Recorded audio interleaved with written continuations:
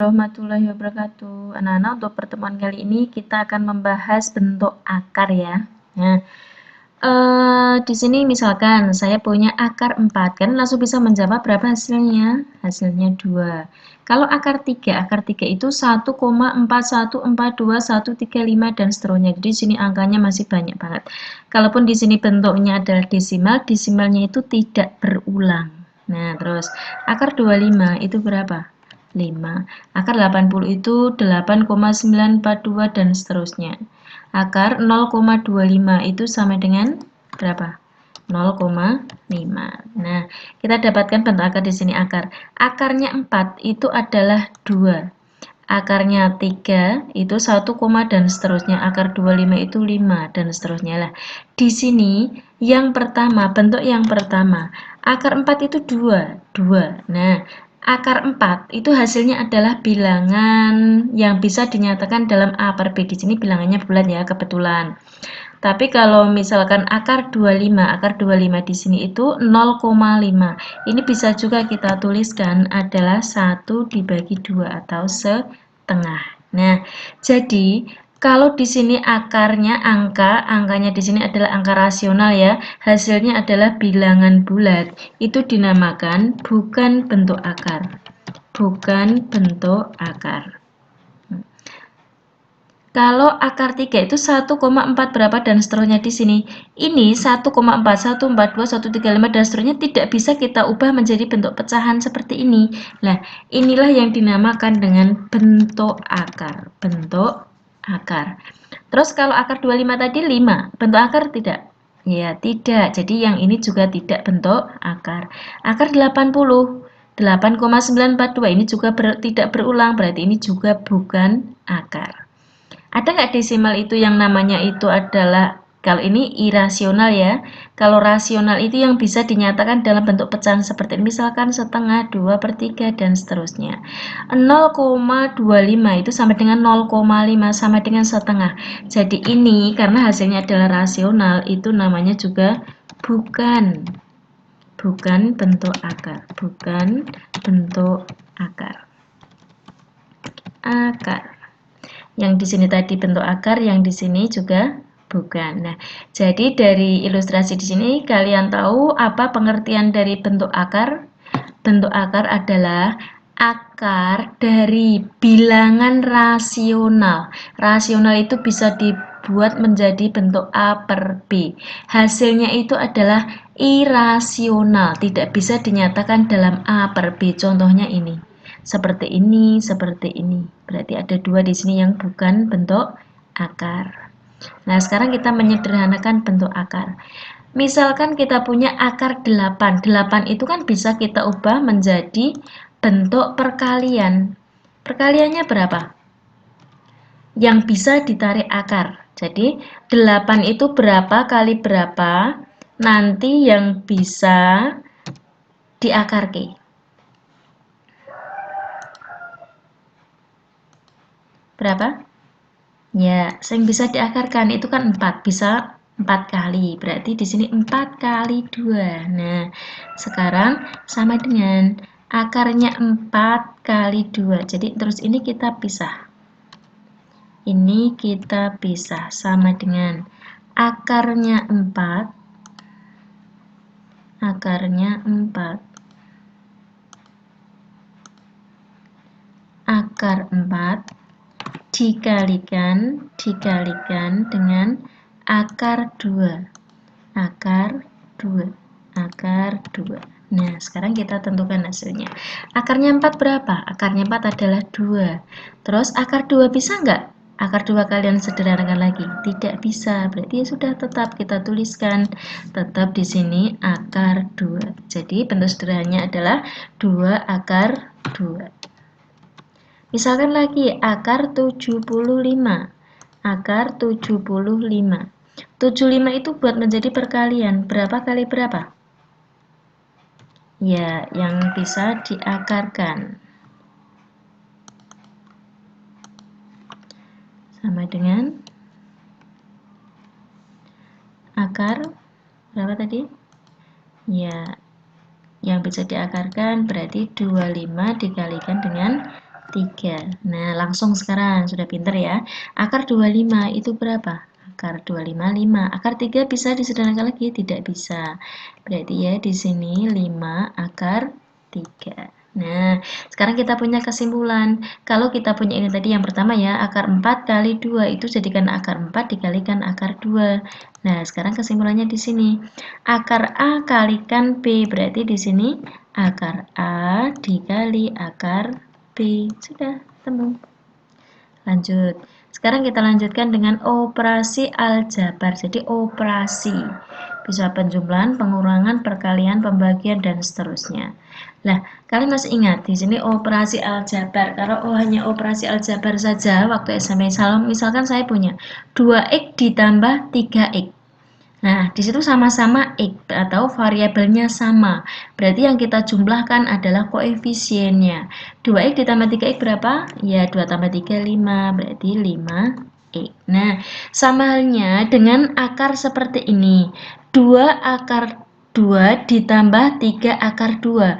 Yang di dalam akar sama? Sama. Bisa nggak kita jumlahkan? Bisa. Jadi syarat penjumlahan dan pengurangan bentuk akar dalam akar harus sama.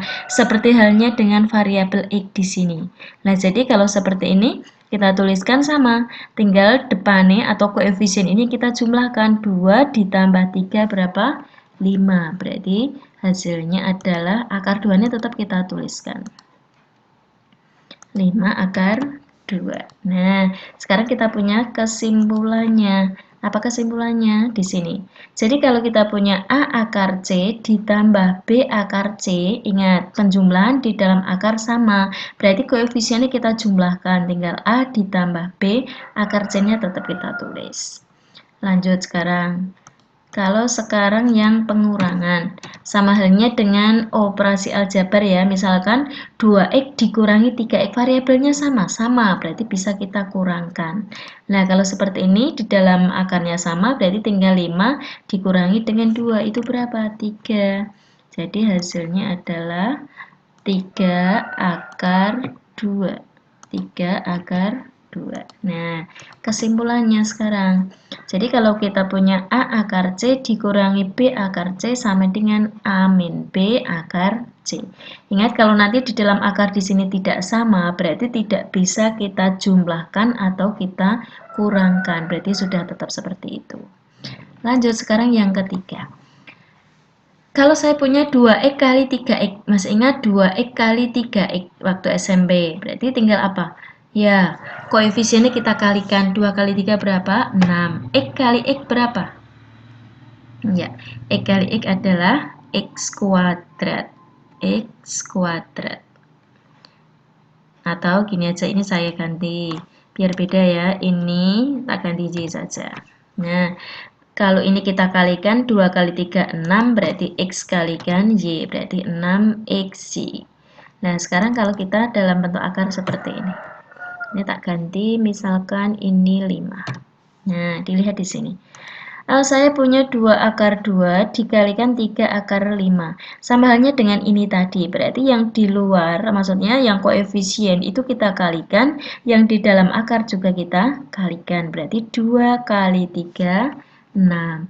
Nah, di sini di dalam akar 2 kalikan 5. 2 kali 5, 10. Berarti ya kita tuliskan akar 10.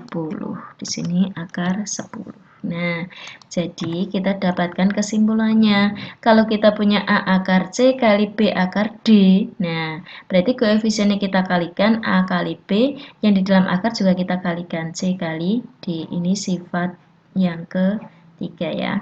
Nah, kalau saya punya lagi sekarang, tadi yang atas ini tadi kita tinggal, kalau akar kali akar ya tinggal akar ini dikalikan akar ini. Nah, sama halnya dengan ini. Kalau akar 2 kali akar 2, berarti yang di dalam akar juga kita kalikan. 2 kali 2 berapa? 4. Nah, jadi akar 2 kali akar 2 itu akarnya 4. Akarnya 4 itu berapa? Akarnya 4 adalah 2. Dilihat. Jadi kalau akar 2 kali akar 2 hasilnya itu adalah 2. Nah, langsung misalkan akar 3 kali akar 3 langsung hasilnya 3. Akar 5 kali akar 5 hasilnya 5, dan seterusnya. Jadi kesimpulannya, kalau kita punya akar A kali akar A, itu hasilnya adalah A. Ya. Lanjut, sekarang kalau kita punya pembagian seperti ini. Akar 16 dibagi akar 4. Nah, kalau kita kerjakan sendiri-sendiri yang atas, akarnya 16 itu berapa? 4. Akarnya 4 itu berapa? 2. Jadi hasilnya sama dengan berapa? Sama dengan 2. Tapi kalau saya kerjakan begini. Kalau saya kerjakan seperti ini. Ini saya kerjakan begini. Kalau ini tadi, oh keliru ya, malah kehapus.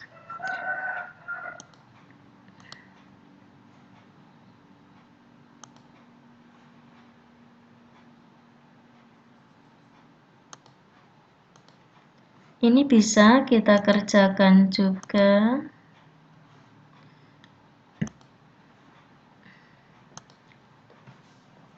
Begini, kalau ini bisa juga kita kerjakan bentuknya begini, akar ini di dalamnya tetap begini ya, saya buatnya. Nah, nggak bisa. Oh, di sini ya. Kalau saya tuliskan gini, akar tadi kan 16 sama 4. Kalau di sini saya tuliskan 16 dibagi dengan 4. Nah, 16 dibagi dengan 4 berapa? 16 dibagi dengan 4 hasilnya adalah 4. Sebentar. Sama dengan, oh belum, sama dengan ya. Sama dengan saya tulis berarti masih ada akarnya 4. Nah, akarnya 4 itu berapa? Akarnya 4 itu adalah 2. Dilihat di sini hasilnya.